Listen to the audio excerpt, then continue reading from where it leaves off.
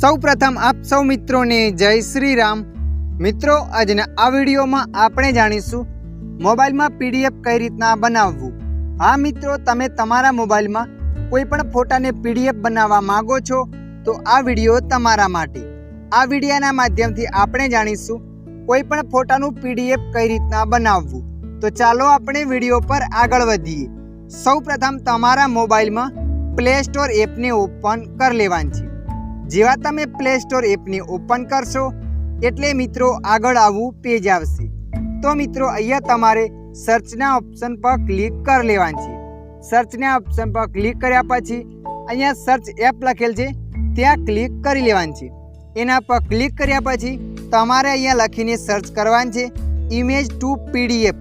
તો અહીંયા હું લખીને સર્ચ કરી લઉં છું। તમે લખીને સર્ચ કરશો એટલે મિત્રો અહીંયા ઘણા બધા એપ્લિકેશનો આવશે। તો મિત્રો તમારે આ એપ્લિકેશનને ડાઉનલોડ કરી લેવાની છે। તમે જોઈ શકો છો 4.6 સ્ટાર મળેલા છે અને 50 લાખ પ્લસ ડાઉનલોડ છે। તો મિત્રો તમારે આ એપ્લિકેશનને ડાઉનલોડ કરી લેવાની છે। આ એપ્લિકેશનને ડાઉનલોડ કર્યા પછી તમારે અહીંયા ઓપન પર ક્લિક કરવાની છે। જેવા તમે ઓપન પર ક્લિક કરશો એટલે મિત્રો તમારા મોબાઈલમાં આ એપ્લિકેશન ખુલશે। તો મિત્રો અહીંયા તમારે થોડી વાર રાહ જોઈ લેવાની છે। તો આપણે અહીંયા 5-7 સેકન્ડ રાહ જોઈ લઈએ છીએ। થોડી વાર રાહ જોયા પછી અહીંયા ભાષા બતાવશે। તો મિત્રો જે પણ તમે ભાષા પસંદ કરવા માગો છો એ ભાષા પસંદ કરી લેવાની છે। ભાષા પસંદ કર્યા પછી ઉપર ડન પર ક્લિક કરી લેવાની છે।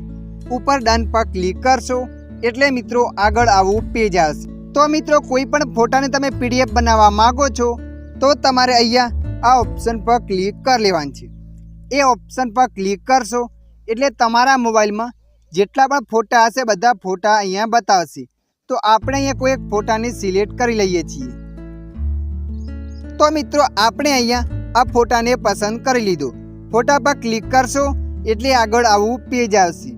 એના પછી નીચે એડ લખેલ છે તો તમારે અહીંયા એડ પર ક્લિક કરી લેવાની છે। એડ પર ક્લિક કરશો એટલે આગળ આવું પેજ આવશે અને નીચે લખાઈને આવશે કન્વર્ટ ટુ પીડીએફ।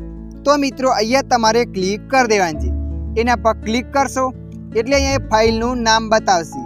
નામ બતાવ્યા પછી તમારે અહીંયા સેવ પર ક્લિક કરી લેવાની છે।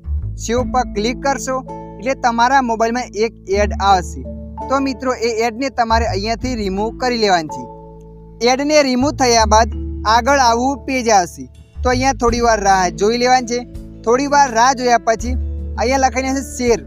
તો મિત્રો અહીંયા તમારે શેર પર ક્લિક કરવાનું છે અને તમે જોઈ શકો છો ઉપર લખાઈને આવ્યું છે કન્વર્ટ ટુ પીડીએફ સક્સેસફુલ, એટલે કે તમારી પીડીએફ ફાઇલ બની ગઈ છે। આ ફાઇલને શેર કરવા માટે અહીંયા શેર પર ક્લિક કરવાનું છે। શેર પર ક્લિક કર્યા પછી આગળ આવું પેજ આવશે। તો અહીંયા તમારે વોટ્સઅપ પર ક્લિક કરી લેવાનું છે।